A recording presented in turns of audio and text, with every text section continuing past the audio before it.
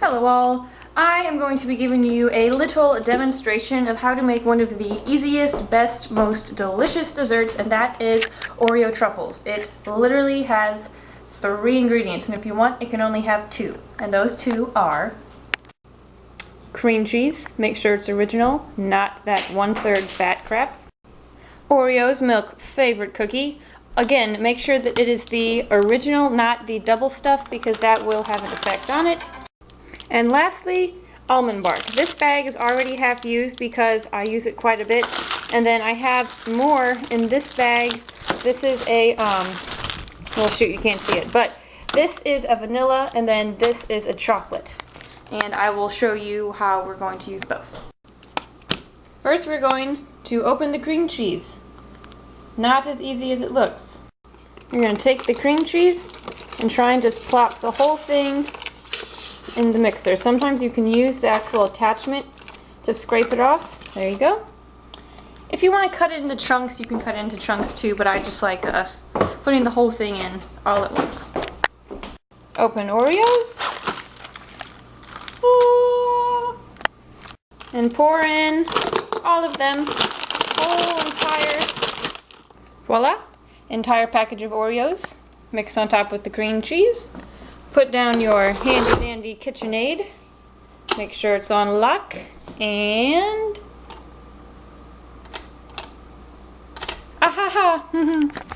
make sure it's plugged in. And now we're going to turn it on slow at first. Slowest setting. After about 30 seconds, you can move it to a higher setting.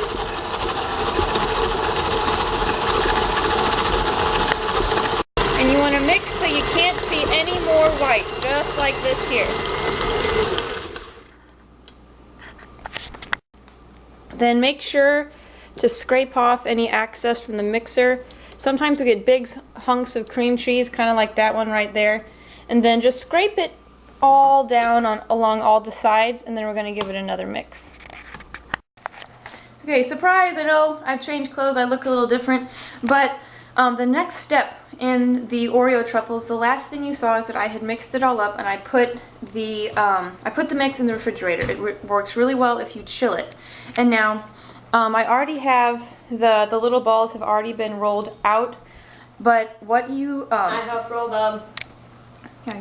But how you do that is you want to take a scooper, similar to whenever you're doing cupcakes, a number 40, oh wait, no, 70, I'm sorry.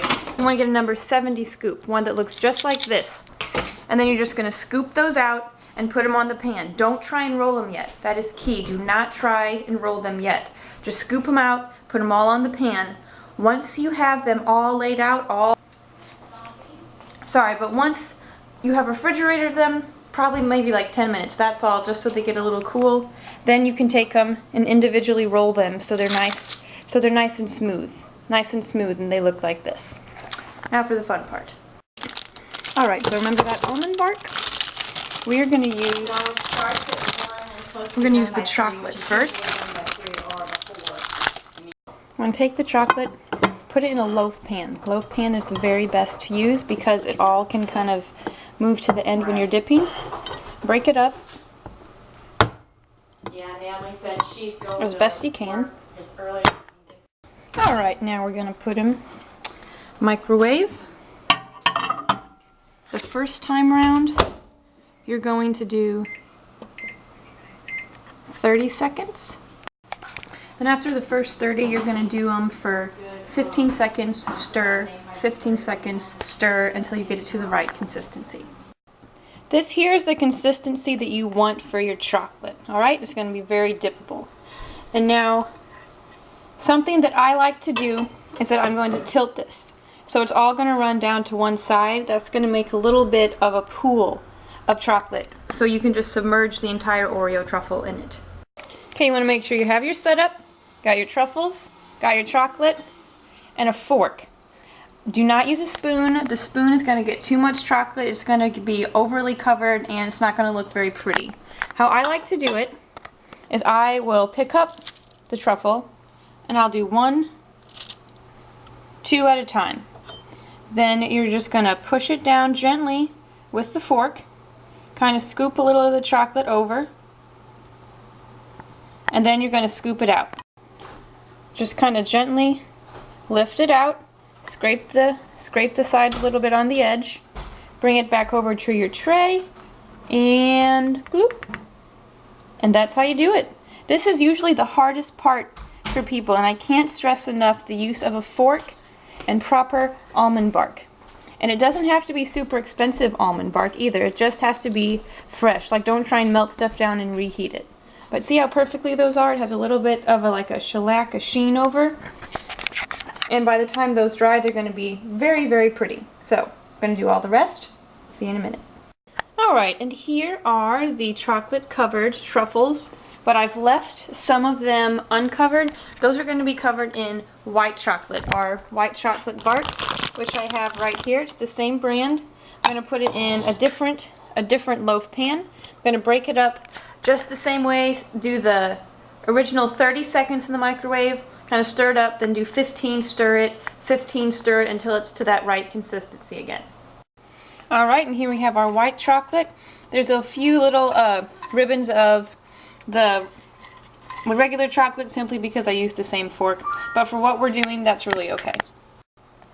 So what's going to happen is you're going to take the fork, make sure you get a nice healthy dosage of it, and see how this is what you're going to be doing over top of the Oreo truffles, okay? You see how there's little lines across? So we're going to stir it up again. Now you got to do this kind of fast before the chocolate hardens. So you're going to scoop it up, get a little bit, just go right over the top and start drizzling. And it's going to leave a really nice pattern across the top. And you can do it multiple times. Just each time make sure you stir, get a nice little portion, and then just drizzle right over the top. If you want to dip, I'm going to make some of them a white coat. Take the truffle, drop it in, take another, drop it into your loaf pan, then using the fork, just gently press it down, very gently because they are going to be fragile. Then use your fork, dip it over the top. You can just get right under it, and you can use the edge to kind of get some leverage. Scrape it off the side, come on over, and just roll her right back onto your pan. Then for the white, you're going to take what is left of your chocolate. I melted it down again to get it nice and thin. We're going to do the same thing. Take your fork, get a good amount on there, and then just bloop, just right over the top. Look how nice that is. And there we have it. Nice tray of Oreo balls, and also if you want, you can put food coloring in the white, and then you can turn them orange, red, green for the different seasons. I see.